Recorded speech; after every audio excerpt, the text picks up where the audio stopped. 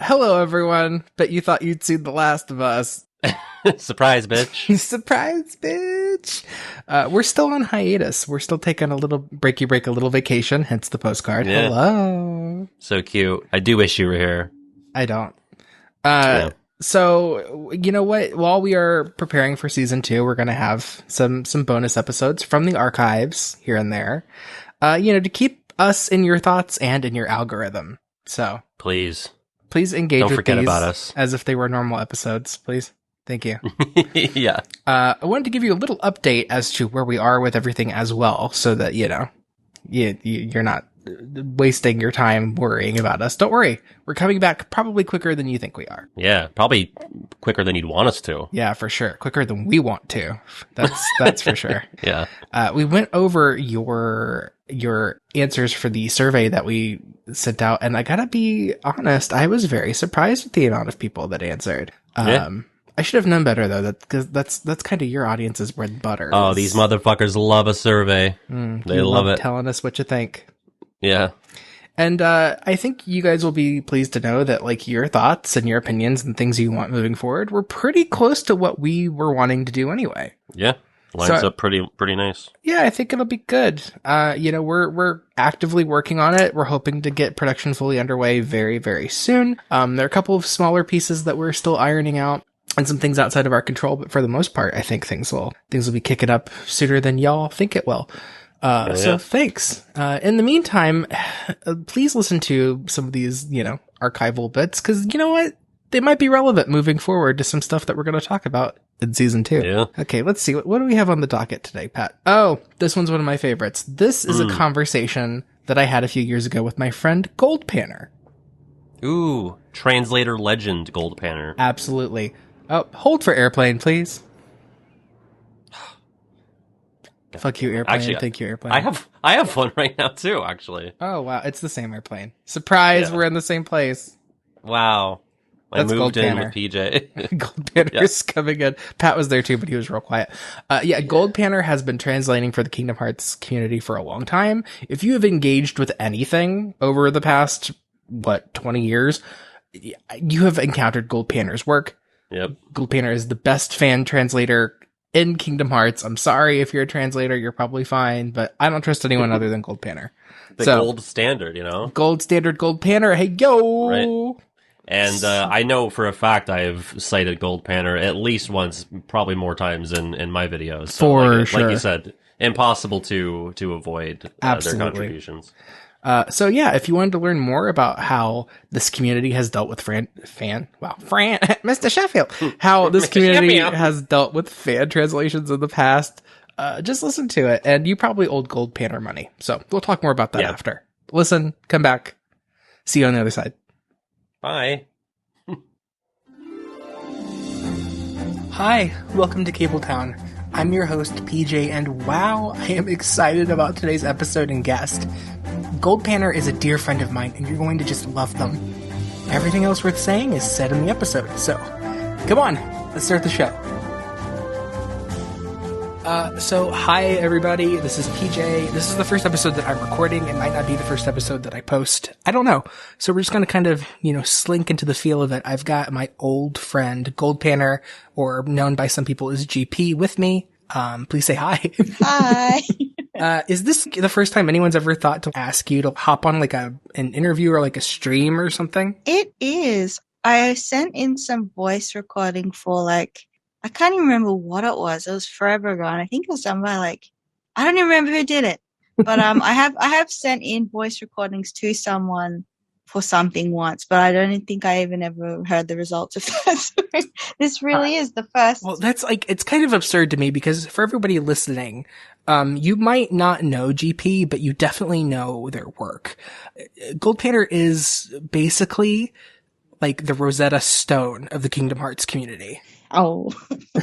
If it wasn't for GP, the entire Western world would not have specific points of reference for the lore of Kingdom Hearts for several decades. GP currently still translates interviews, Ultimania stuff, any kind of material that doesn't make its way to the West and is translated promptly. And also GP is currently doing, gosh, what else are you doing? Oh, also doing the Union Cross updates and Dark Road updates as they come in. And I've had the pleasure to work with GP on a couple of adaptation stuff for translating in the Kingdom Hearts community. And it's been a lot of fun to watch you kind of like grow over the past, like, God, what, 10 years? Seen things in 2009. Golly. And like, that's a good chunk of stuff. Yeah, not all of the chunk of stuff is good though. I will cop to that. The first things I was posting were like the novel translations, and I can't even look at those anymore because they're not very good. But I was in high school back then. So. Well, that's a good point though. Like starting off, anybody listening right now, you can tell that GP is Australian. But you're currently, like, I don't want to get too specific online, but let's just say that you're living in Japan right now. Yes. So can you talk a little bit about like your path into learning Japanese and translating it and making your way to Japan? Yeah, sure. So first of all, in Australia, at least where I grew up and at the age I was, I'm not sure if it's still exactly like that anymore, but Japanese was like the foreign language that was taught at most schools in my area. Because I think I heard that around the time I was born, the Australian government made a choice to switch from, basically our schooling was all based on, it was just copied off, English schooling. So, kids were being taught things like French and German. But then in the early 90s, the government decided that probably wasn't helpful, to kids living in Australia. So they picked like Indonesia and Japan specifically to focus on teaching the kids those languages because they thought it should, learning more languages from countries in the Asia Pacific region would probably be more, better for the economy. So I was really lucky in that I studied Japanese all the way through elementary school, middle school, high school. Although because I come from a very rural area, there became a point, I think at the end of middle school, where I could no longer take Japanese as a normal class because it was a elective. Oh, an elective. Yeah. Yes, it was an elective. So if not enough kids picked that class, it means you can't take it. But I really wanted to take it. So I ended up studying through distance education. I had a teacher from the city because we lived out in the country, and I would call her every 2 weeks, and she would send me packages with like cassette tapes and worksheets and things that I would work on by myself.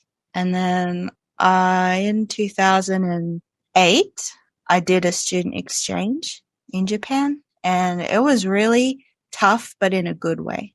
Like I just really liked living in Japan. And I really liked, like, the culture shock was really tough. Mm-hmm. And I had a very difficult host family. And at that age, I didn't even realize it was difficult. I was just like, I'm just making mistakes all the time. But since I've talked to other Japanese people who say, no, that family was crazy. Like, that's not normal. So, oh, no. Like, for example, I think one thing they got really angry at me was because I was swallowing watermelon seeds instead of spitting them out. And this became like a 3-day angry atmosphere, growling at me, because they said that swallowing the watermelon seeds proved that I wasn't appreciating the watermelon that they gave me. I was just gobbling it and not, properly savoring it. And that was disrespectful. Yeah. What? That doesn't make, like, if you eat all of it, doesn't that mean that, like, you appreciate it more? That's what I would have thought. And the reason I swallowed them was because I didn't know if it was rude to spit them out. So I was like... You know what, though? The second that you would have spit them out, I bet you they would have been like, did you see that bitch just spit out those watermelon seeds? The nerve. I never thought of it that way, but I think you're probably right. Oh. Yeah, they were very strict about things like that. And I learned, especially from them, there's this Japanese culture concept called omote and tatemae. Do you know about that? Yeah, no, I know all about it, but let's pretend that I don't for the audience's sake, and you can enlighten me. Well, yeah, it means that there's like a strict separation between your public face and then your inner self, your inner feelings. And to me, I always thought that it was like I'd heard of that concept before, but I thought it was obvious. Like, isn't that just obvious? Like, everyone is, a different person in different circumstances. And to be polite, we don't always, tell the truth. But I felt like in Japan, it's a lot more strict than even I had assumed, being an Australian from the outback bush nowhere land. So yeah, I just learned from there, you can be apologetic and on the outside, but you don't have to change your opinion on the inside. Like, I had this big epiphany over these watermelon seeds, because up until that point, I'd always felt like if I was in the wrong, I should apologize and change my opinion. But at that point, I thought there are times in life where, like, you are not, it's not really about being wrong or right. You just have to put your head down and apologize. But you don't actually have to start believing that swallowing watermelon seeds is the gravest of sins. You don't have to, that helped me develop that, which I think helped me later in my jobs in Japan, because there are a lot of times where you just have to listen to what your senpais and people are telling you, even if you don't think it's right. You have to just kind of separate your inner self and what you think from what's right in this world, the world of this office or the world of this house or something. We're going to come back to that. I think that's fascinating, because there are so many different cultural differences between Japan and not just Australia and not just America, but the rest of the world. The way that they view the workspace, the way that they view their work, the way that they view working with family. It's kind of like entrenched into business models, but it's also kind of like woven into some of the fabric of Kingdom Hearts. In ways that I don't think, like, the current discourse of the game are really taking into effect cultural differences. And I think that Kingdom Hearts actually kind of gets off a little easy because it is a mix of East and West in a lot of different ways. But still, like, there are things that, like, they're ignoring, and, to borrow a term from Utari Hikaru, I kind of feel like over the past couple of years, Kingdom Hearts has been getting a little bit more Japanesey. Well, especially like in the way that it's handling its lore and mythology for the past couple of games. Like, that's straight up Square. Like death and yeah, hey, so this guy. But I know a little bit of Japanese. I am not fluent at all, and I don't even pretend to be anywhere near the same level as GP. But for me, though, I think that it has helped understand, like, the context of certain scenes. I can remember when Birth by Sleep came out, and I guess I was in college at the time, and Blank Points was leaked online, and I didn't feel like waiting for the American version of the game to come.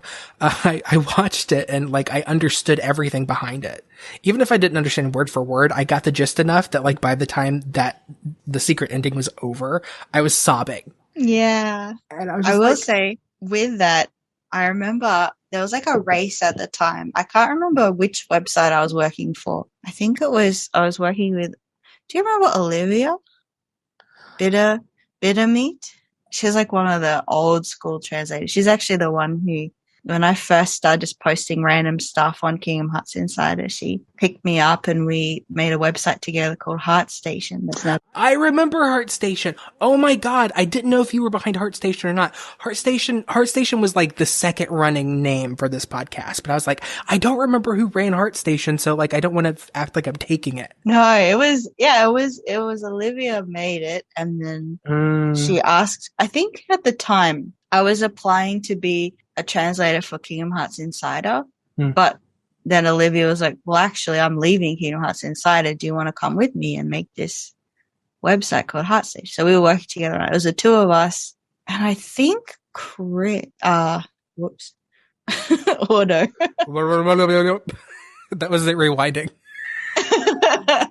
Ordo was, I don't remember if he actually did anything or if he was just like moral support. That is the question, isn't it?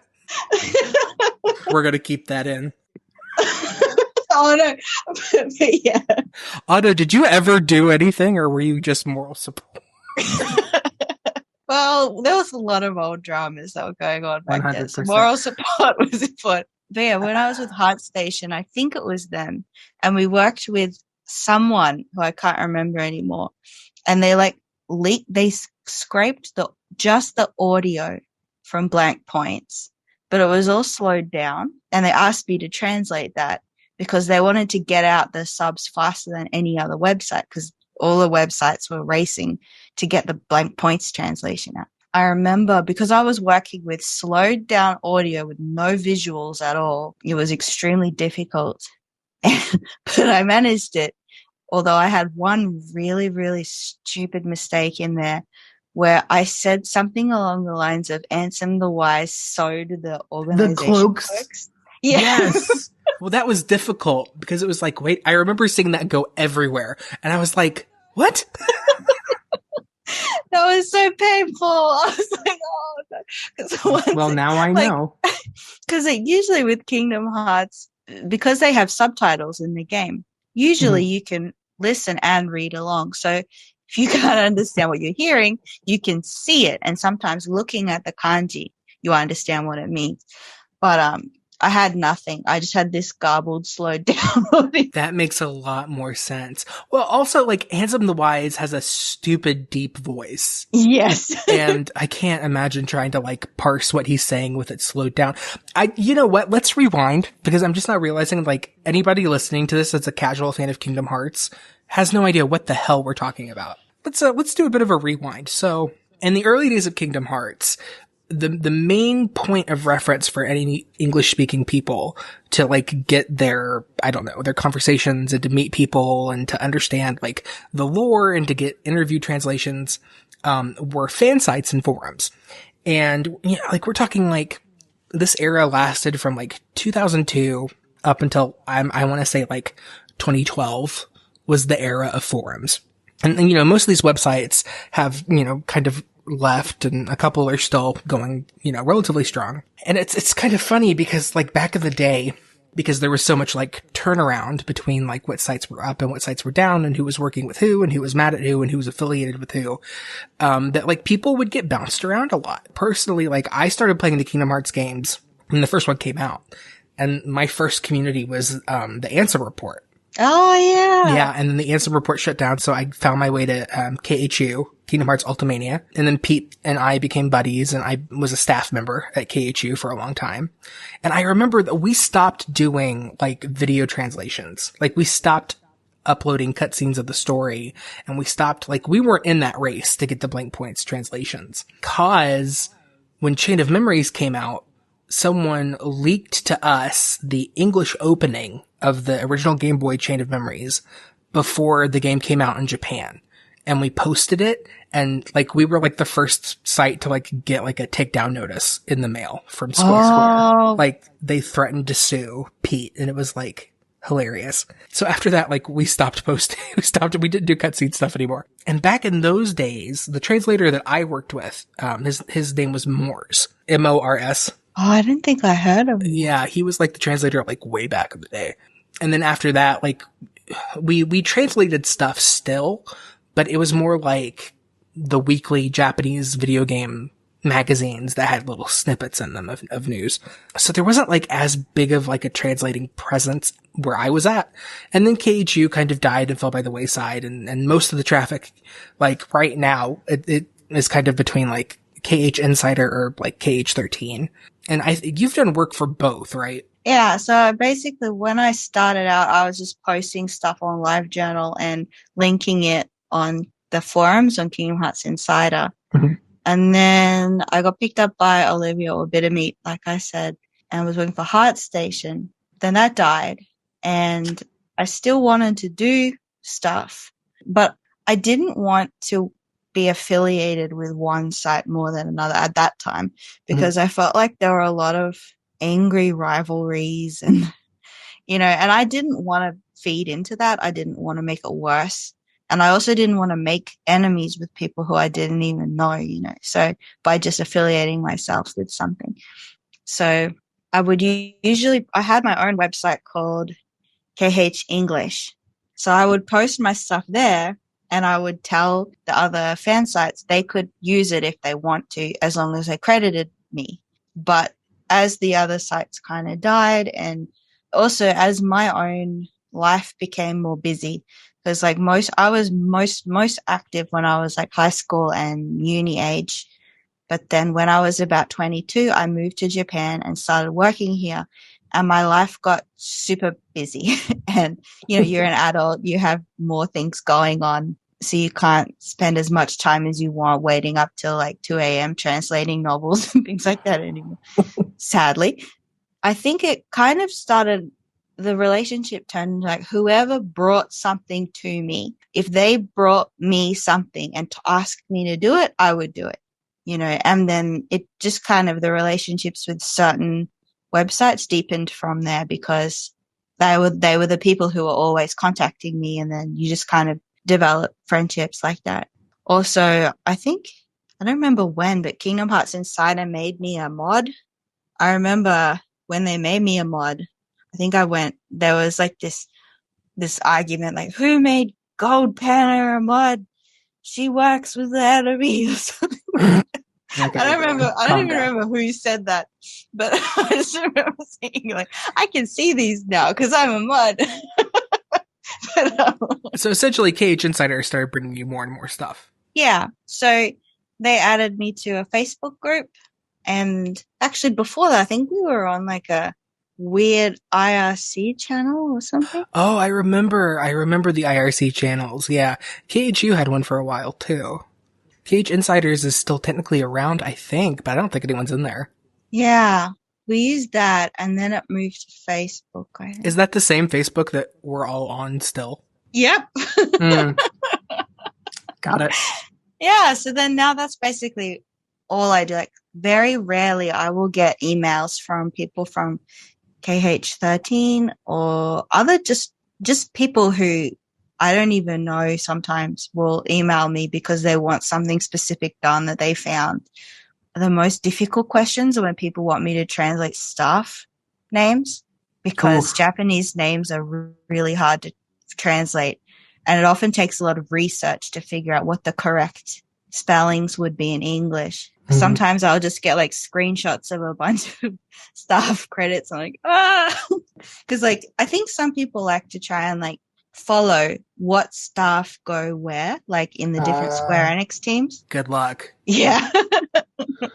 So I just get random emails, but most of the requests I get these days are from Kingdom Hearts Insider. And they've been really, really supportive of me. Like, they always put a link to my coffee and boost me. And I feel like so many years ago, there was all this like dramas and rivalries, and they were the enemy and I was the enemy. But these days, it's chill. I like that a lot better. Yeah, I mean, I'm not really like, I used to be a staff member at KH Insider because I was living in Los Angeles and I wanted to kind of revamp the site and do a bunch of community stuff, and that didn't end up really like taking off. But because I was in LA, I was able to go to like events pretty quickly and I wasn't afraid of asking for things. So I went to a lot of events in my little like couple year stint as like being an article writer. The vibe right now between like KH fandoms is kind of like, okay, well, we're all kind of here. Yeah. So. I feel like there was a long stretch of time where there weren't a lot of like Kingdom Hearts. Like, I feel like Kingdom Hearts 1, 2, and 3, like the main numbered games, kind of gather a lot of casual fans or just people who just like the games, but they're not like deep into the lore, if you want to call it that. And there was a long stretch of time between Kingdom Hearts 2 and Kingdom Hearts 3 where all we had were, the non-numbered titles, the handheld games. And I feel like that was probably why the fan sites were a lot stronger. Well, can I actually ask you, because I think now we're kind of like going to start getting into like the actual meat of like stuff that you can help out with that I don't think anyone else can. Do you follow, like, obviously you follow the fandom in like the English speaking world, but do you follow any of like the Japanese fandom world of the Kingdom Hearts series? Only very peripherally.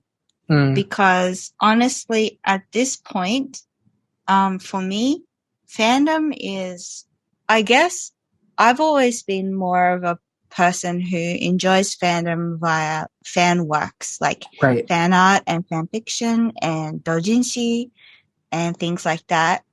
So I do follow to a certain degree Japanese doujinshi artists. Mhm.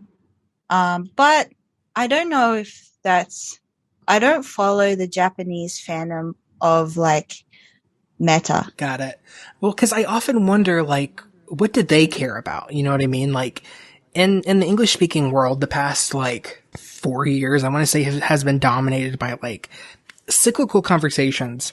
I'm just gonna say it of men talking about how much better like Kingdom Hearts Final Mix is over anything else.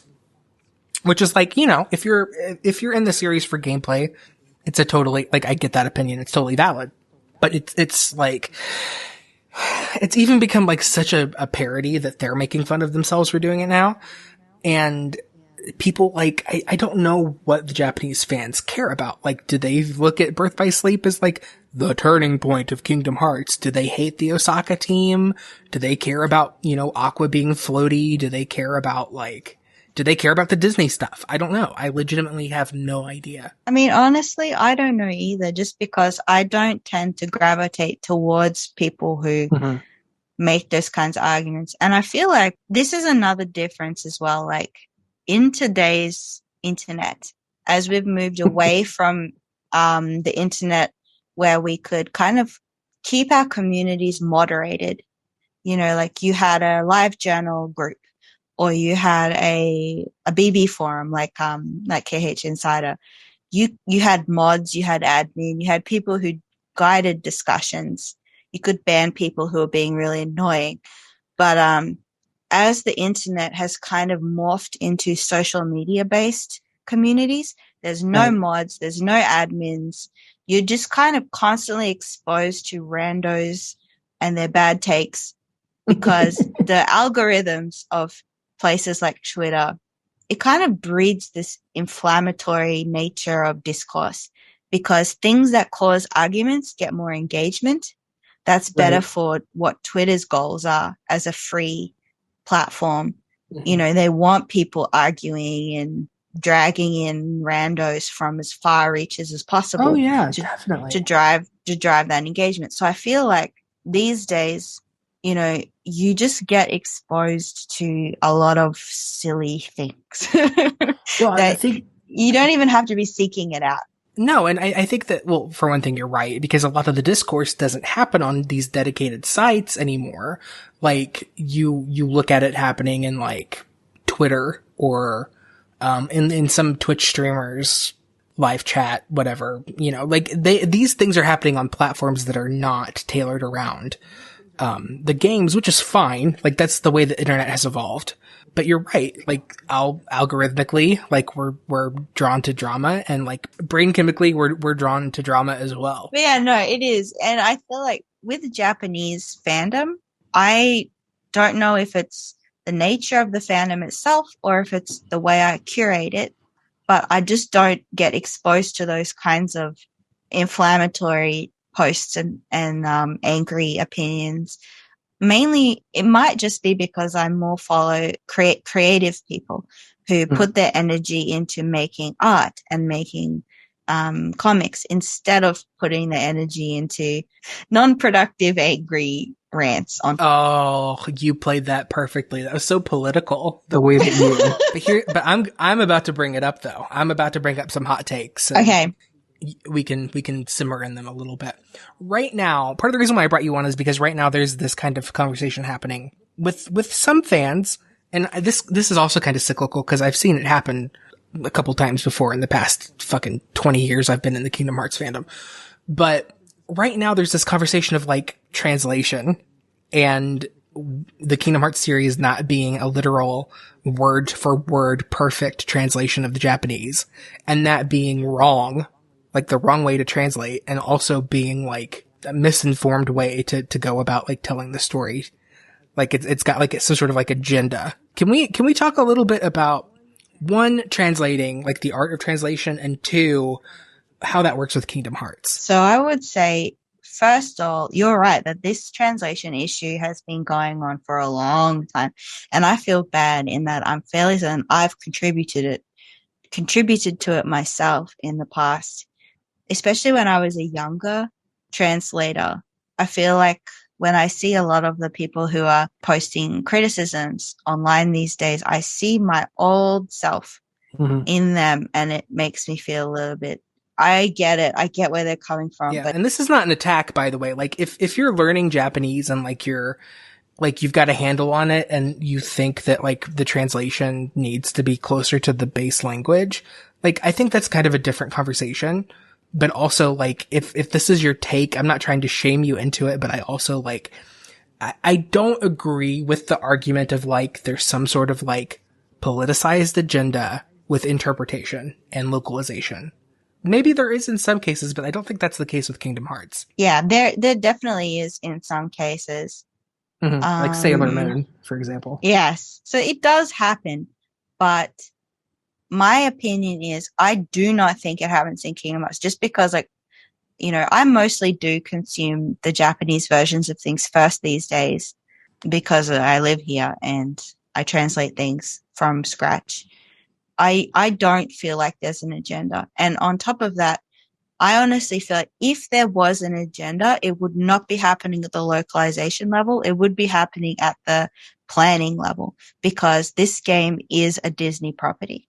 And so if Disney had any problems and was censoring anything, they would already have been doing it at that point during the planning of the game. I don't know how, you know, things work in the States as well, but in Japan, there's like this culture of getting things checked off, and it's extremely strict. And you have to get things checked off by the exact right people in the exact right order up the chain. And I don't know exactly how strict Square Enix is, but knowing Japanese business culture, I would think that it would be. So Right. if Disney probably has a final checkoff point in production. And I don't know, you know, it seems to me at least that maybe in older games they weren't as involved. It depends because like I think it depended on like who was in charge at the various levels because, you know, Disney's franchise people are different in English and in Japanese. Like they're different in America, they're different in Japan, they're different in the various European countries. So like there's a lot of back and forth between like the company heads. And I know based off of like things that I've read in the Ultimanias, but also from personal experience in dealing with Square Enix and Disney, that they kind of have like an odd kind of relationship because I don't know how it is in Japan because I kind of imagine that it's like this in most places, but there's an industry-wide fear of Disney and the way that they manage things because they are very powerful. I think that in Japan, that would probably be very similar. It is. I remember hearing a story from my work the other day. Well, I can't talk too much in detail about my job because of NDAs, but basically, there was a mix-up with some products that had the word Cinderella in them, and customs in, I think, Thailand wouldn't allow those products through because they kept thinking it was Disney. And when I was hearing this story, the people who were telling me were like, because Disney is just so strict. And in Japan, in the industry, they have this phrase called like the messenger of the rat. Oh, it's like the mouse's lawyers in America. Yeah. Yes. So like they were talking about how they were scared of the messenger of the rat. So, So there's definitely that. Well, here's the thing. I also know that like Disney has changed plot points in Kingdom Hearts. Yeah, the Ultimania mentions this, which is for people that don't know, the Ultimanias are these giant, like, they're game guides, but they're also like, they're like a compendium of everything that you could possibly want to know about the game that has released. So the Kingdom Hearts Ultimanias have like, you know, strategic stuff, but they're way more than like a Brady Games guide. They have like art and concept art and like really in-depth interviews with the creators of the series. And these Ultimanias used to be the only way that we got any information about the confusing parts of the story. And those Ultimanias, until recently, they never came out in America. And there's one coming out now that's like super old, but whatever. So, because of people like GP, we got that information, but we got it secondhand through translators and sometimes through multiple translators. And those translators did not agree on what they were translating. Yeah. But anyway, I know that they changed something in Birth by Sleep. I think it was the Vin and Sora thing, because the original implication was that Sora's heart existed before he was born. And that was kind of, they didn't want to cause a controversy across the pond. And so they changed that a little bit. And I know that they changed the ending of Dream Drop Distance. I don't know what the original ending was, but they changed that as well. So, I mean, they change stuff. They definitely do, but. And my vibe, at least, is that I feel like the creative team, at least, was a lot more hands-on for Kingdom Hearts 3. Like, they actually, like, contributed the monster ink, monster designs and things like that. Or, if not contributed, they helped with, like, the guidelines. Like, this is what the monsters have to look like to be, to fit the world aesthetic and things like that.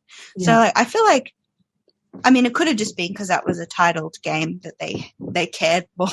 But I don't know. I feel like if they were trying to censor anything or change anything, they would be doing it at that phase, not the localization phase. Yeah. I agree. And I also kind of think that, like, aside from, like, the allegations of there being some sort of, like, agenda, there's kind of, like, a pedantic thing going on right now where, like, they're accusing words of losing their meaning in beat by beat translations. So and there are instances where that has happened that are like legitimate translation errors. But I actually think compared to a lot of like Eastern games, Kingdom Hearts is like really good in not having translation errors. Maybe that's just me. I don't know. But like, I keep thinking about Persona and the last like Persona 5 when it came out. I remember that. Yeah. How it was like lauded by fans, and rightfully so, because it was kind of like a rush job. And that was never the case with Kingdom Hearts. The only like, and I'll let you talk in a second, I promise, but the only things that I like disagree with that I can think of right now are like mistranslating the apprentices' names in the Ansem report in Kingdom Hearts 2's original release. Or like, there's a joke in Kingdom Hearts 2. It's not technically an error because it's not a mistranslation, but contextually you lose it. There's this one part where Sora comes out of Space Paranoids and he's talking to Squall/Leon about the password to the database, the DTD, and how the only person who had it was Ansem, and now Ansem is gone, so like, it's pointless. And Leon goes, so it's like trying to chase a cloud, or like trying to catch a cloud with your bare hands, or something like that. And Tifa barges in and goes, you're trying to catch who? Because she's chasing Cloud. And then in the English version, they change it to, it's a wild goose chase. And then Tifa's like, you're chasing what? And it loses that little bit of comedy, but I wouldn't call that a mistranslation. But like intentions are lost. Like Ephemer doesn't say we'll go together in the English version of the end of Key. I'll be honest, I haven't actually even watched any English stuff from Key or Union Cross because I don't want to get to, like, I want what I do to have a point to it. Like, if I get too affected by the English version, then it's probably not any point in my take at all. Well, with Key, that was the only one that I really disagreed with. The rest of it's been pretty good, except for, like, not translating guilt or whatever. Some things just baffle me. But I'm sure they have their reasons. But yeah, aside from that, like, right now, and this is, I'll hand it over to you, I promise, but this is, right now there is, a conversation about, like, the term connection in Kingdom Hearts and how it's never really carried over to the English version. Can we talk a little bit about that? Like, what that means and why, like, people think that, or, like, why that might not necessarily be correct? Yeah, well, I was talking with someone else the other day. I think Auto posted some of my opinions in his big thread about that issue. But I feel like there's a couple things going on. And one is that fans tend to treat Japanese like a magical cipher sometimes, instead of a language that other people use every day, just like they use English every day to talk about things. So they like tend to imbue like magical special meanings in words, and when it might not be that way to native speakers. Yeah, it hits me in like, I mean, I hate to say this, and I'm sure I don't think this is necessarily an intention. I think if people knew that they were coming across this way, maybe they would think differently, but it strikes me as Orientalist. Yeah. And I think it's a weird kind of Orientalist, because I think it's something that a lot of fans of Japanese pop culture have to really struggle with, because like, we were just talking before about how like the Ultimanias and things didn't exist in English in any official form. So you only could like scrounge little scraps of information from the internet, and like you had to like follow webs of information to different translators, and like it really did feel a bit like a magical quest to gather the ancient tomes. You know what I mean? So like that kind of scarcity of information did kind of breed that atmosphere that this information is special. It is like the word of the author, the word of God, and we will never be able to understand it. Good. Like, the Ultimanias are a sacred text. Yeah. And because they're like Nomura's words, but we will never be able to read them as a native speaker. We can only hear his words through emissaries,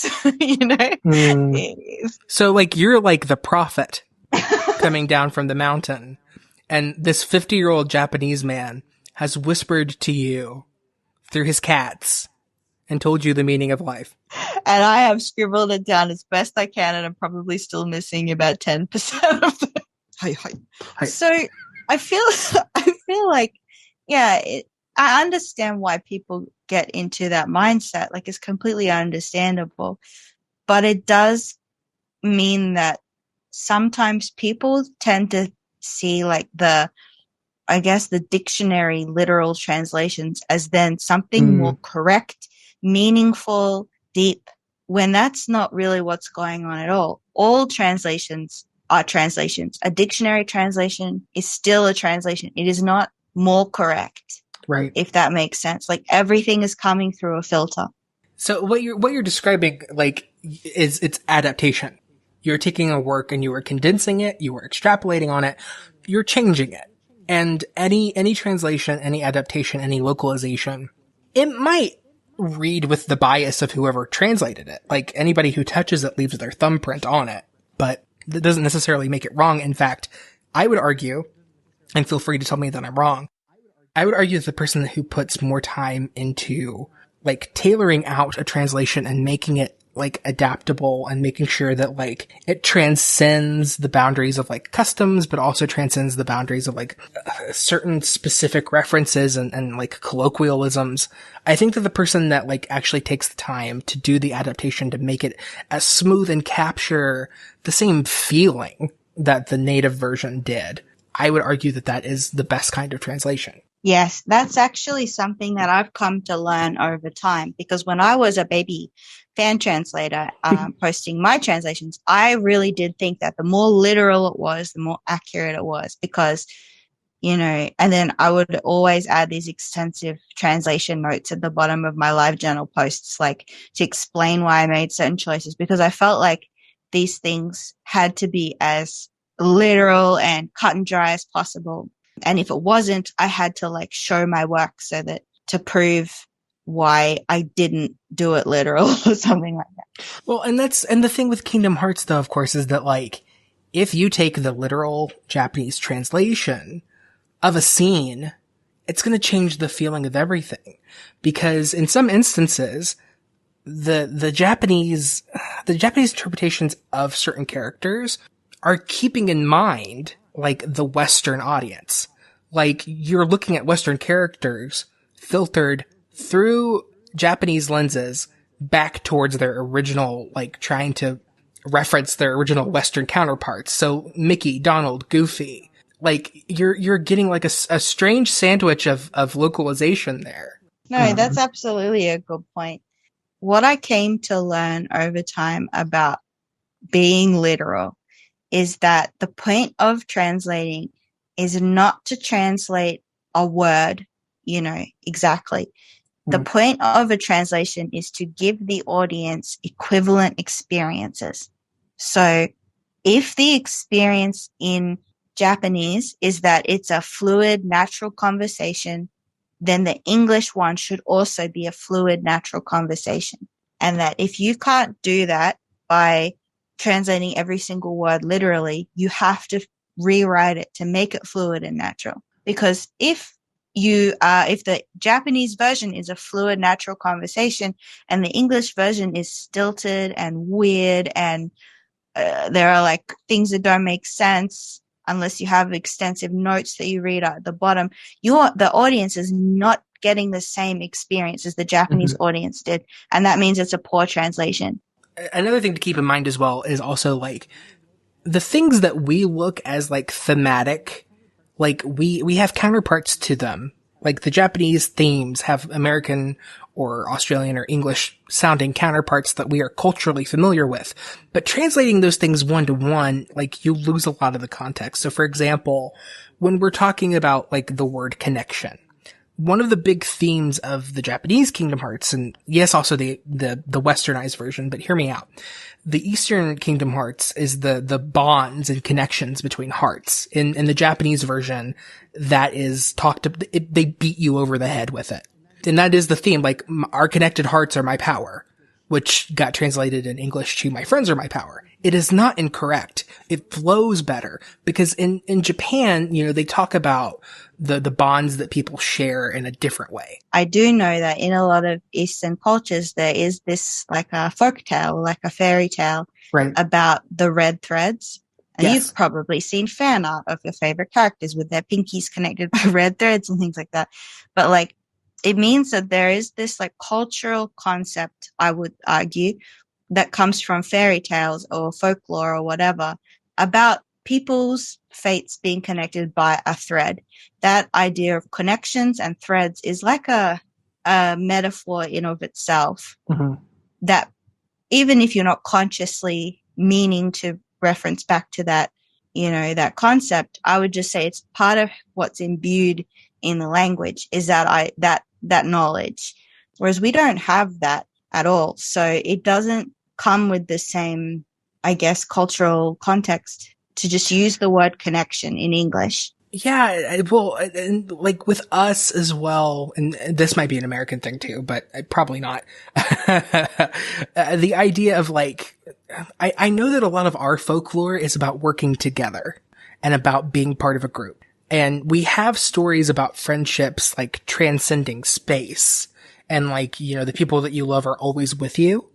But that is more of like, I don't know, when we come back to that in our storytelling, it's usually because like we're at moments of like our deepest, despair. And I don't think that specification is quite the same in Japanese. Again, I'm not a native speaker either, and I don't have the mastery of the language anywhere near to what you or any other professional translator would have.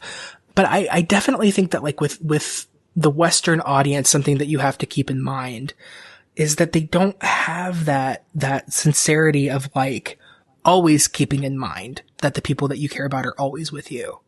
And that just gets driven home to you in Kingdom Hearts, but it's done in a different way. I think it's a little bit more subtle in the English version that's the theme, but I don't think that like you miss it at all. No, and I think that's something that is, I don't know if it's a cultural thing more than like what would I say? Like, what is good writing? Like, what are the rules of good writing? So in English, one rule of good writing is you don't repeat the same words over and over really close to each other. Right. Whereas in Japanese, they don't, I mean, maybe some writers do, but I've read a lot of books and as far as I can tell, that's not a writing rule. So if you read a story and it's got a lot of the same word used over and over in the same paragraphs or really close to each other, it's not considered poor writing or bad writing. So in English, when we do repeat things like that, we tend to see it as done on purpose to make a point. to call back on things. And I remember in Japanese, when I translate, especially Kingdom Hearts things, I do try very hard to call back to things that I think are supposed to be callbacks. Yeah. Like similar phrasings and things like that. But at the same time, it doesn't have the same power as it does in English, because Japanese just repeats itself a lot. And it's not supposed to be this important callback thing. I can remember when people were translating some of the older games that had the long wait between localizations, they would just miss the mark with the Disney characters. And they still do sometimes with like, whenever people do key translations. You're not one of them, especially because these days the key scenes in Disney worlds just take straight from the movie. But there are instances like with Maleficent. I mean, I don't really take a lot of credit for this, but in a lot of the KH Insider translations, I do a lot of like the cleaning up of Maleficent's lines. I just love translating that character because there's so much sass that like you can take from it in her position that I don't think people that don't have the Disney background that I do are going to. So like the scene where, she talks about not being invited into the chamber of the Ark. I translated that as like typical. I wasn't invited, because Maleficent's thing is that she doesn't get invited to stuff, which like, I think that was intentional. And I think that I don't know, they might have a similar line in the English version. I don't remember if it's out or not yet, but there are little things that people like miss with that, like certain catchphrases and certain things that like are repetition in American stuff that like people kind of blow over when they're translating, and they call it like ignoring the point to point when it's intentional. I mean, I could go on and on about it, but also things like character names are hard as hell until we see like an official translation. Yeah, like I remember how stressful it was trying to figure out how to translate Cherokee. Oh my God. And it was literally Cherokee. And I'm like, are you kidding me? Cause I thought for sure that when that name got localized, there would be something clearer. You know what I mean? Like you would be able to tell why he was named that, but no. Yeah. So just Cherokee. Well, like I remember when I did that, I was trying to think of, because I kind of thought Cherokee was probably supposed to be a boy. I don't remember why I thought that at the time, but I just kind of thought that. So I was trying to think of other names that were boys' names that end in that she sound, if they were English. So I think I came up with like Anthony and Timothy. And then I was like, okay, well, I'll use the same ending from Anthony and Timothy and we'll make it Cherokee. Do you think that was why they named him that? Like putting key at the front of it and then Ithy, like the at the end of it? Yeah. I mean, I have no idea because like what year was it when we first started translating that? 2013? Yeah. And then when did the actual English localization come out? I want to say 2015. Our version had been out for a long time. So you nailed Cherokee. You nailed calling them the foretellers. That was brilliant. Here's the thing. I'm gonna spoil a little something right now because I don't think it's gonna happen.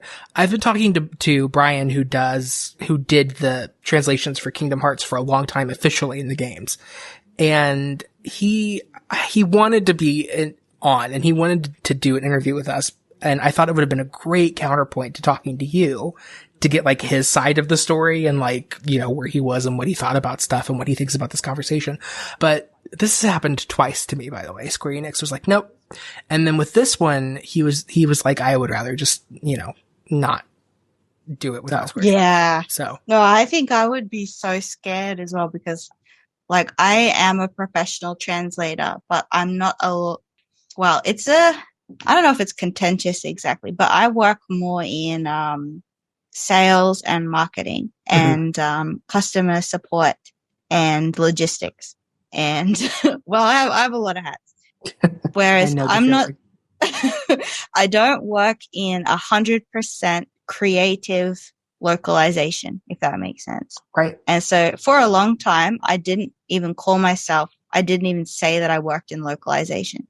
But I was talking to someone on Twitter who is a localization expert, and he said, what I do is localization, because all localization means is that you are making something from one language accessible in the other, and that marketing translation and sales translation is still, it's part of the whole localization spectrum, basically. But I don't know, some people are very protective of the industry or the word, that like if you don't work on creative things like books, manga, games, then you don't count as a real translator.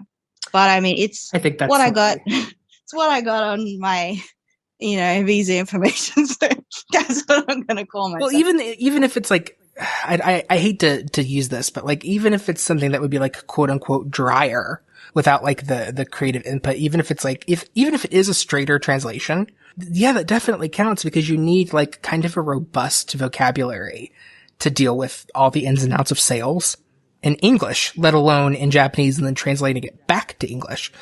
Not to mention, like, when you're dealing with stuff as particular as that, like, you do need to understand more, like, culturally, like, how things are done or how things are read. Like, people people who don't speak Japanese, like, probably don't know that they have a very specific system for counting things. And they have different ways of naming those things based off of, like, how they're shaped. And things like that, like, that we don't have to worry about in English. I had a Japanese professor who used to come in whenever it was raining. He was like, does anyone need an umbrella? Mikasa isu kasa. And he would start naming, like, counting all of the umbrellas in the room. And I was just like, God, shut up. Nippon, Sambon, Exactly. Yonhon. But like, these are things that people in America would never need to think about. Yeah, you're doing a great job. Probably. I don't know what your professional work looks like. I would be so scared though, just because like, I'm also not sure how professional translators feel about fan translators. Like, are we? I don't either. I wish I knew. I'm sure they have a lot of respect for you, because Brian sounded really nice. But I don't know how, like, Nomura would feel. Yeah, he probably thinks I'm like a evil bandit. Have you ever talked to anyone from Square Enix? I'm actually curious about that. Actually, I did apply to work at Square Enix a few years ago, and of course, that didn't work out. But do you think they knew it was you? Probably they did. Basically, at that point in my career, I had not had any translation experience professionally. So I was using my fan translations as like on your resume and stuff. Yeah, but I was calling, like, it's volunteer stuff, community translation. But I don't know if they even know who I am. I mean, they probably do the same thing where they don't Google fan stuff in case, because I know. I can tell you for a fact that is not true. Oh, it's not? No, and let me tell you why I know. Well, it probably depends on the fan stuff. You're probably right. Like, I don't think that Nomura is sitting in his cat cafe Googling fan fiction, but I know for a fact that they're watching the fan sites. And by them, I mean, like, the executive staff. Let me tell everyone a story that I've never told anyone before, but because I'm not under NDA, I don't care. So, this is not my first rodeo. Let's just say that in a distant time that is not now, I was interviewing someone that was like peripherally involved with Kingdom Hearts. Not like a big head honcho, but like peripherally involved. And they were working on something that like didn't pan out. So. I know what you're talking about. Yeah. So I had an interview set up with this person, and it was going to happen, and we were publicizing it and we were talking about it. And then I get like, are you ready for this shit? I get a secret message through a third party from someone who's like high up. Hey, just so you know, this person that you're interviewing, is like a dirty liar. Or like, hey, just so you know, this person that you're about to interview, they don't work with us and they never have. So be careful. Maybe this person isn't like entirely on the up and up, and, just be careful. And I was like, oh, holy shit. They like, wow, like this is a thing that's happening. So they were at least watching close enough to know that you were planning that. Well, they did. They ask us not to do stuff, like I'm some sort of corporate entity. But yeah, the times that I've spent on staff at various Kingdom Hearts sites, like, there have been instances where like, they have been like, please don't do this. Or, hey, could you take this down? Which, is understandable. But there have also been instances where, like, we reached out to them when certain things were happening. Like, hey, just so you know, your game is leaking this is what we know. Let's figure it out. So like, I would like to think that we have like the places that I've been at have like a good relationship with them, but yeah, I've heard all kinds of different things from different people about different aspects of like fan stuff that some of the higher ups are like not okay with. I get the feeling that translators specifically probably wouldn't look at fan stuff because they don't want the True. liability of like, if you read something and accidentally absorb something from it and then you do it, then they might get in trouble, or fans might say you copied the fans, or you took unpaid work or something like that. I mean, that happens all the time in different industries. Like, yes, fan works and fan interpretations become a part of like headcanons, I guess you could call it. I have seen it happen with translations before too. So I think like if they are good translators, they probably do try to ignore fans as much as possible.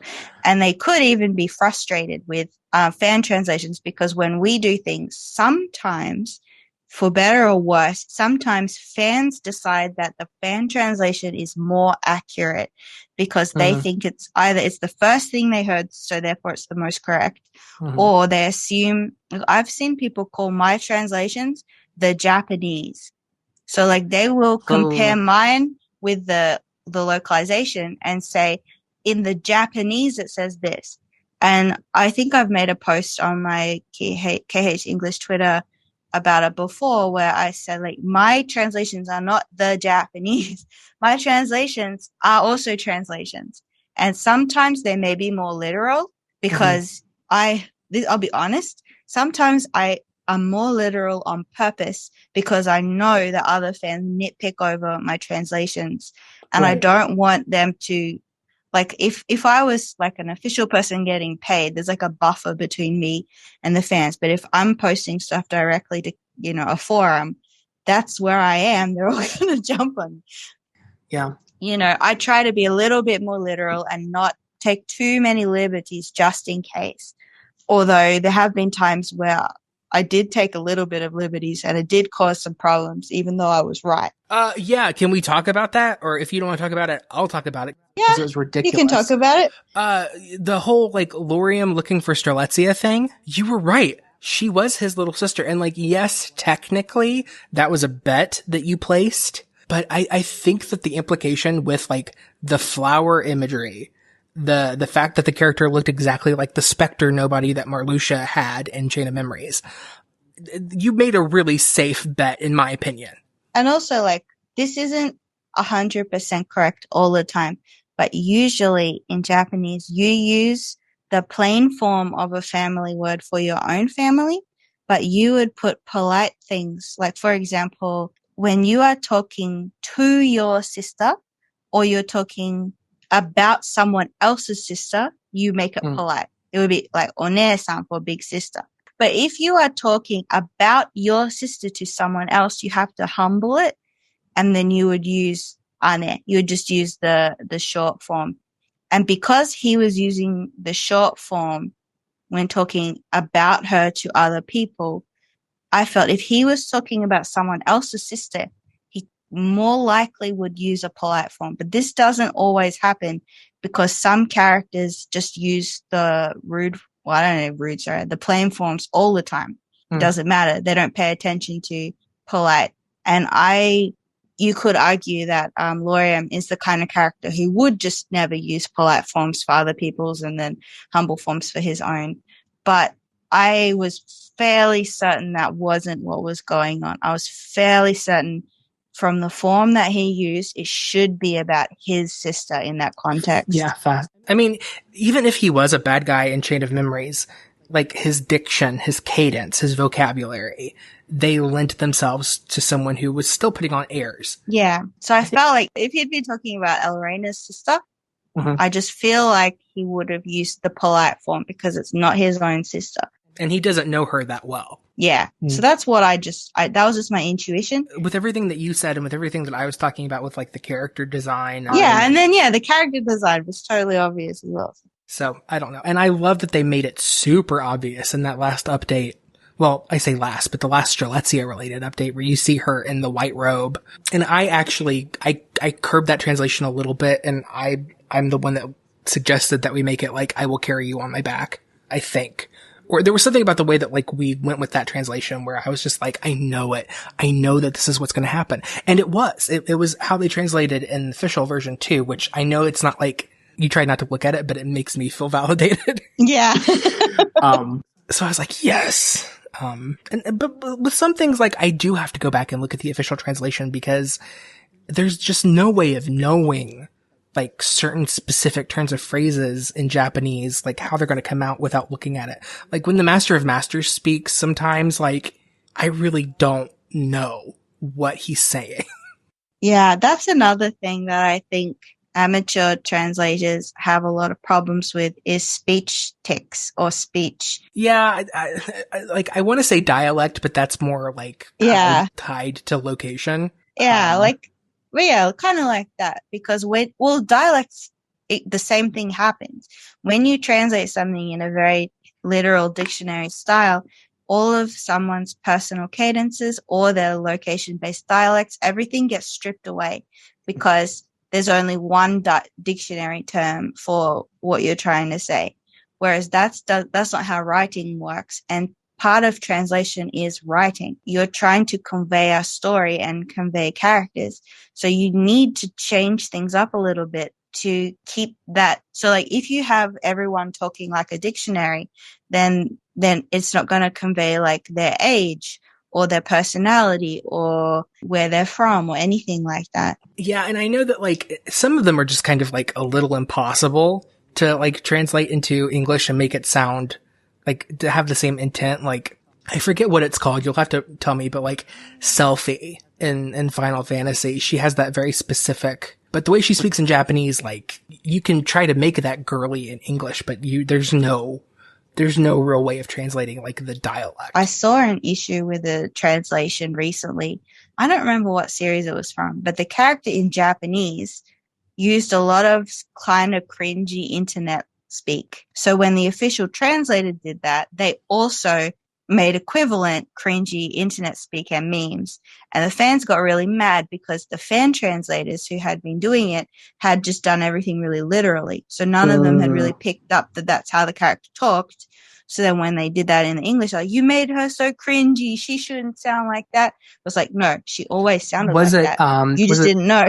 I wanted to ask you about like your opinion of the quality of writing in the Japanese version of Kingdom Hearts, because I've heard it both ways. Like I've heard like the diehard fans who love Japanese only treating it like a sacred text. And I've heard other people who are literate be like, it's actually not that good, guys. Like the English version, the liberties that it takes makes it better.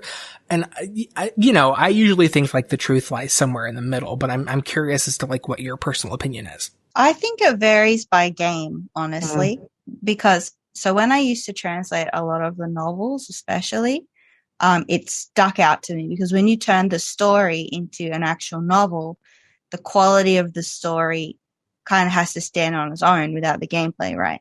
So I feel like, in my opinion, some of them are gonna have to beat this old 10-year-old dead horse, but the Days 358 over 2 days has really, really, really bad writing, like unbelievably bad writing.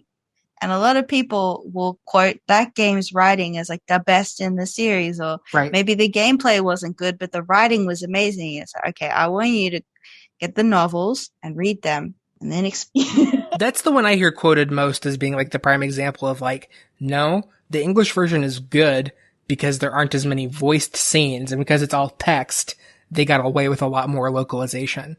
Like Zigbar's pun about like, yeah, it's deserted, as in full of desert, when he's talking about Agrabah. Like that's not Japanese. No, they spiced up that localization a lot. Like that whole Roxas, that's a stick. Like they made that a lot more spicy. A lot of other things were a little bit more spicy.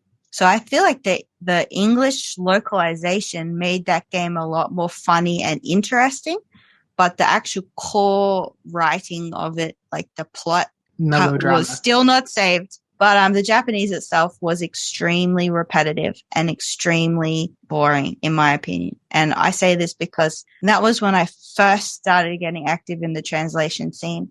That Days, Birth by Sleep, and the first Coded, I think. Oh, the original Coded. Oh my god, I forget that it existed. Yeah, so I used to go and find the videos of gameplay on Nico Nico Doga, and I used to translate the cutscenes off that. I forgot because there was like one person in the entire world that was playing that game and recording it. I remember when, cause I remember like watching it and thinking like some of the plot twists were incredibly obvious. And she would just go, eh? Like she would scream, like when Roxas put his hood down after you fucking fight him and he has both of his keyblades, he puts down his hood and she like loses her shit. And I'm like, who else was it? Like, what did you think happened? I will say, I felt like the twist in the mobile version was actually more twisty than when did it come out on the 3DS or just the normal DS? The normal DS. Yeah. Because in the normal DS, it was voice and you could see his face. But in the mobile game, it was just that black cloak. But you still fight him.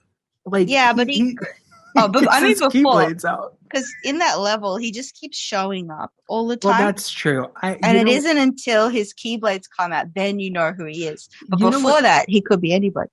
Well, and also, like, because you don't hear a voice, do you think that there's only one hooded person at first, and it's Riku, and that ends up not being the case.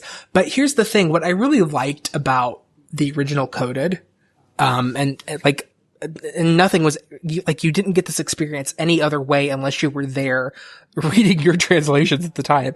But like, the fact that it was episodic, and it started coming out in 2008, and it would come out like once a month up until 2010, and the last episode coincided with the release of Birth by Sleep. So, like, the way that they interwove those plots, I thought it was brilliant. Because the last episode didn't come out until after Birth by Sleep did. So then, like, the big plot twist at the end is not only that Roxas is guiding you and that Naminé is the person chaining everything together, but that, you know, like, Vin is in Sora's heart and Naminé figured it out and, like, these people are suffering and that's who she was writing about in the journal and, like, the way that it just went from, like, Birth by Sleep to Coded to Dream Drop Distance was just like boom, boom, boom. And it was so good. That was kind of in my memory, my rose tinted memories. Mm-hmm. That period of time was like the glory days for me as a translator and as an active person in the fandom, because there was so much stuff. There was that coming out episodically. There was Days and then BBS and then all of the materials, like the lead up to the sale. There's still content from the game and the Ultimanias. And because there was those 3 games basically came out very close together, or so it felt at the time, it felt like there was just this never-ending stream of cool content. But because that was in when I was super invested and Days had 3 novels, and I translated all 3 novels. That was a big undertaking for me when I was like, how old would I be? I think I was in first year of college. You would have been like 18, 19. Yeah. Yeah. So it was a big undertaking for me and I did it.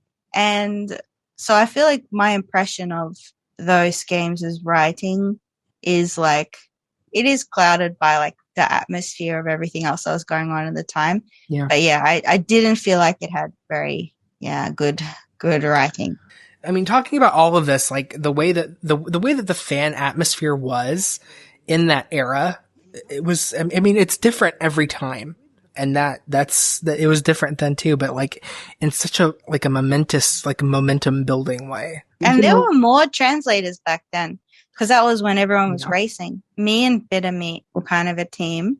And then I think Kingdom Hearts Insider had Lissa and K Rexia at that time. But I think I thought they were really good translators and I was I looked up to them a lot. But they also taught me something else, which by accident, which was just that they got so busy and just kind of disappeared. And I thought that was really sad. And I knew at that time, like, I don't want that to happen. Like, if I have to stop doing Kingdom Hearts stuff one day, then, I will have to.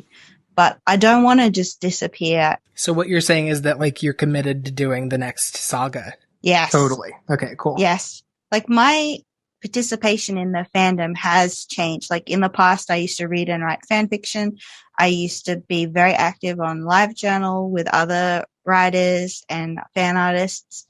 And I don't do that anymore for Kingdom Hearts. Just because, my specific, I think, like, if you're into fan fiction and fan art, you will get it, is that you have something that's like your burning passion for that time, Like, and I've gone through a lot of very cringy burning passions, like Supernatural and you bless your heart. I had 3 Naruto phases. 3. So, like, I have to be careful about what I talk shit about, because every time I talk shit openly about something, a friend of mine goes to work for it. So, like, I can't talk shit about Supernatural anymore. Can't talk shit about, like, Final Fantasy. Can't talk shit about Kingdom Hearts. Like, well, none of my friends work for Kingdom Hearts, but no. I talk shit, but it comes from a place of love, because absolutely. I had that ancient burning passion, and even if my opinions or feelings changed, I still understand. I was there, Gandalf, or whatever that quote was. I don't know what you're quoting. I guess it's Lord of the Rings, but the first thing that came to my mind was, like, "Witch, don't recite to me the magic." I was there when it was written, which is Chronicles of Narnia, which is super, it's almost the same. Yeah. It's all Jesus metaphors. It's all Jesus. Yeah, so even Kingdom Hearts is Jesus metaphors. Oh, man, you know what? The next time we have you back, like, let's take a break from translation and let's talk about religious stuff. Yes.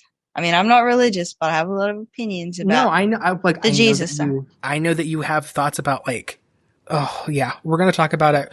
We're going to talk about, like, the Catholic Church, I think. We're going to talk about, like, original sin and the race of darkness in Kingdom Hearts. Like what you were saying with Birth by Sleep, how about the soul making its way to the body and having to get changed and things like that. I still count that as real, even if they changed it. Yeah, I think that originally, like, this is my interpretation, but I think that in the earlier days of Birth by Sleep, before it was being worked on properly, I think the idea was that it took place a lot further in the past than right before Kingdom Hearts.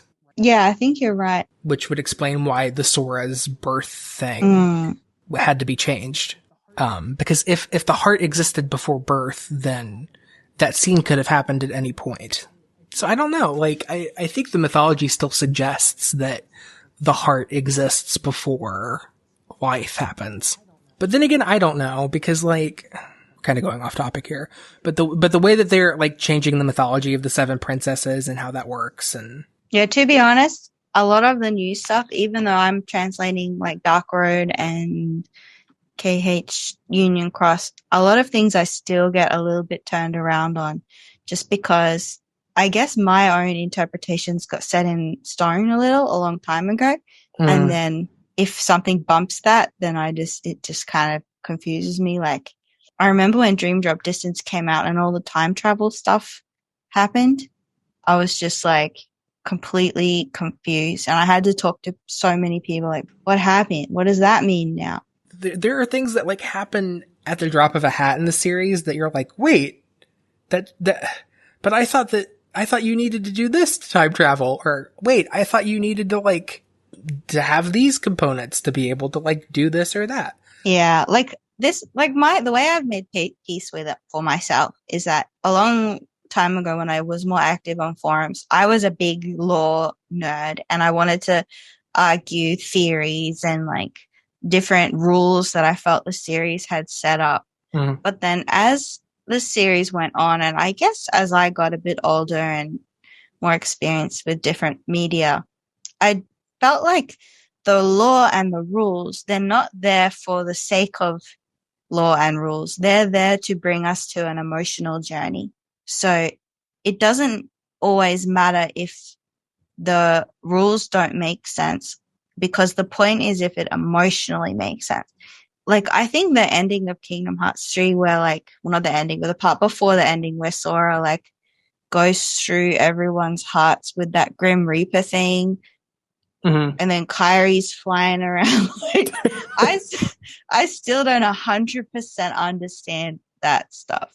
But I feel like I understood emotionally what it meant, that he was saving them, that he was diving deeper into the darkness and putting himself at risk. Right. And then Kyrie helped him.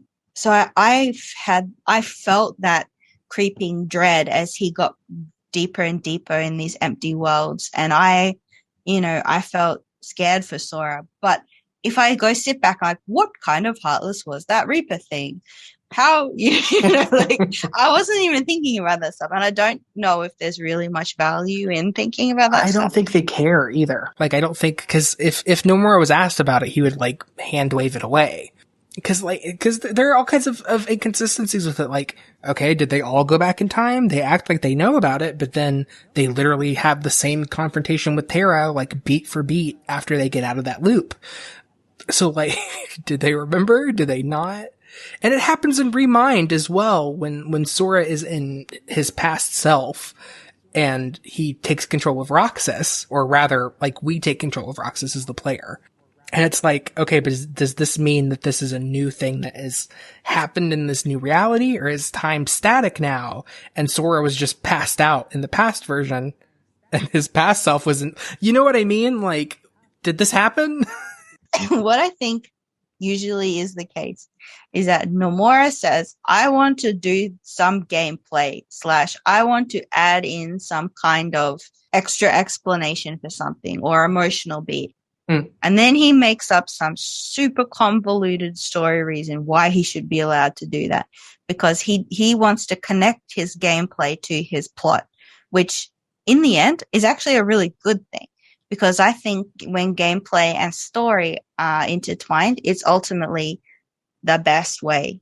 Like, I don't really like a lot of games that are just shooty games, because the stories are often just end in you win, you solve the problem of the story by shooting. So all the stories end up things that get solved with a gun and you shoot it. Violence is the answer. Yeah, and Kingdom Hearts still does have, violence and bashing things with that ginormous key or whatever is going on, a merry-go-round. But which ironically is not explained in the story. No. There's a story reason for that. So I think you're talking a lot of shit, GP. You're right. Okay. I think I know what I'm talking about. But I mean more like, so Nomura wants to make a card game. Instead of just making it and the cards are just there because they're there, he has to go, the memories are stolen in the cards. And then, okay, so memories. So the memories are getting drained away and there's lies. I think he like starts with something he wants to do and then kind of builds out the story from there. Mm-hmm. Like, I think Dream Drop Distance, I think he wanted to play with the drop system and then he made up the story from there. I think Days was, I'm fairly certain he actually was under contract to make Days. I think he had Square was under a contract with Nintendo to make a multiplayer battle game. Or it might have just been any game. He had to make a Kingdom Hearts game for the DS. It was a DS back then, wasn't it? Yes, it was like the way that it went was Square made him do Birth by Sleep for the PlayStation Portable. And Disney requested, did Disney request Days or did they request Coded? I think it was Days. No, Disney requested Coded because that was the Disney. I think it was only on this special Disney flip phone. That Docomo phone is a Disney phone? I think so. I think it was like a contract with Disney because they have special Disney phones. I think that's my recollection. I have done zero research about this since 10 years. But yeah, I'm fairly certain he was under a contract with Nintendo to make a game for the DS. And then I think the talks evolved into it was going to be a fighting game. And then he was like, well, the organization has enough characters to fight with. And I think Disney at the time was like, you can't use Donald Duck and Mickey Mouse in your fighting game, which I think they've rescinded that now. But at the time, that was against the image. Yeah, because like Dissidia started off as in Nomura's head was Kingdom Hearts. He was like, I'm not even going to pitch it to Disney because I know what they're going to say. So And then so then he ended up using that fighting game idea of that. And then because he had to do a fighting game on the DS with the organization, then that's where he built the rest of the story for Days. So I could see Remind coming from. There was stuff he had to chop out of Kingdom Hearts 3 at the end to make it fit because either, they didn't have enough time or it would have been too bloated. And I'm So he surprised by went, how much like fan criticism also was like. I mean, he does this with the final mixes as well, but I was surprised exactly at like how many of like the fans' issues were addressed in the DLC. yeah, he really wanted to address things, add things, expand on things, but he had to come up with a plot reason to do that. So he put time travel in. That's what I think happened. How should we cap this off? What should be our goodbye? Because we could gab forever, but We okay, well we could finish by promoting ourselves. absolutely. Be those people. If you found me, then you know where I'm at. But by all means, like plug yourself, GP. Like how can people read your translations? How can they pay you? They need to pay you. People owe you money, and that's why you're on this podcast. No. You can find me on Twitter at @KH_English. So mostly what I do there is I do an unofficial translation for all the tweets that the official KH Twitter does. But I also retweet links to other translations that I've done in the past, like interviews and things like that. And there's also a pinned tweet to my coffee if you want to throw me a buck. You owe GoldPanner money. Everyone out there owes GoldPanner money. I think Kingdom Hearts fans are super generous and lovely people, and you don't owe me money. Yeah, but you really do owe GP money. Yeah, so by all means, go to _KH_English, check out GoldPanner, donate to their Ko-fi. We're still going to be using GoldPanner at KH Insider, which I don't technically work for anymore, but I'm still over there doing stuff sometimes. So yeah. And we'll be running translations by each other going, what the fuck is this? At like 2 a.m, so it's fine. I really appreciate your editing skills and your support. Yeah, but I don't want to like take any credit for it because like for one thing, I haven't been doing it for very long, but for another thing, like you are definitely doing the work, and I don't really give a fuck if anyone cares. Like if I do certain things, I will take a point of pride though in that one scene where Darkness is talking to Maleficent about the Book of Prophecies, and they're going over the list of worlds that were not in it, and they're talking specifically about Hollow Bastion, and they're like, this world was left out because of the events that happened there in the future. I do take a point of pride on understanding what that meant on cracking the code of that. But that's the only thing that I feel particularly proud of. That and Maleficent in general. Yes.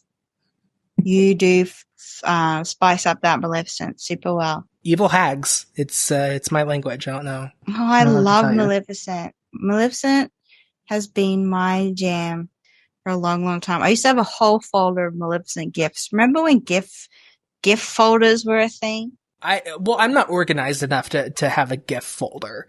Like I would download them, but then I would have to go like looking through my downloads. Like that's not who I am. I'm still like that, but I appreciate you. Thank you. It's nice to talk to you for more than 30 seconds at a time.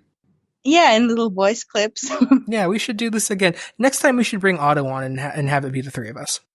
We should. He has, oh my god, our history, man. Yeah, it'll be good to have us on. I think that's a great idea. Yeah. Well, thank you for being a longtime friend and, a new term collaborator, but also for being the voice of Kingdom Hearts. No, I am, if anything, a shadowy presence. Your darkness. Yeah. Did you know that Darkness had an Australian accent? Oh no, I never do that again. when you're a translator, part of your goal is honestly to be as least obtrusive as possible. You don't want to be this obvious block Yeah, between. that's not me at all. So I'm glad that you're around. Yeah, no, I don't. It's part of my goal is to just people read these things and not think about if there's so many errors in them, like who translated this? I just want them to read it and enjoy it. So I'm happy being a shadowy darkness. Well, if you're darkness, I'll be Maleficent. How about that? Awesome. Are we gonna have a big fight and destroy a basement? Uh, No, we didn't. no, we didn't. Lorium did it. But also, like, destroying a basement means something else in gay culture. So let's just wrap this up. Okay. On that note, Okay, bye. I'm going to stop recording now. But like I said, you can go, you could go check out GoldPanner's Twitter @_KH_English, and they will link to all of the different projects that they'll be translating. And please go check out their Ko-fi, give them donations. You owe them money. Thank you. Thanks for listening. I wanted to thank GoldPanner for joining me, and also, hey, you owe them money. If you've ever used their work or read their translations, throw them a few bucks at their Ko-fi. I'll link it in the show notes. You can follow them on Twitter @_KH_English. Don't worry, I'll link that too. Thanks to Travis Reeves for the music. Thanks to Caroline Minks for editing. You're the best. That's all for now. See you real soon. Wow, Pat, that was so much fun. God, it's almost as if it went by in an instant. It's a lot of, I really forgot a lot of what we talked about, and I'm glad that I could hear myself again. Yeah, a little bit of a refresher. Walk down memory lane. And it's so funny how I sound younger or exactly the same. I'm not sure. Well, honestly, how do we have the date on this? This would have been 2021.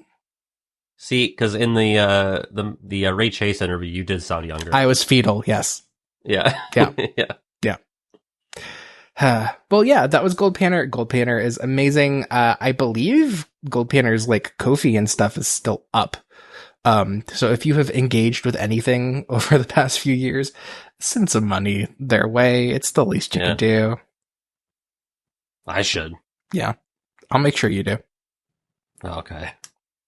PJ does manage our shared bank account. Yeah. It says it's shared, but he does all the money stuff. Yeah, divorce me damned. Yeah. Mm-hmm. Anyway, thank you guys for listening. We will have more bonus episodes coming out soon. I don't know the cadence of the bonus episodes, if I'm going to be honest with y'all, but right. Just deal with it. Yeah.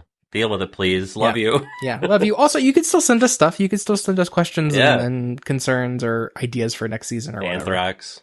Don't do that. Yeah. Don't do that. Okay, bye. Bye.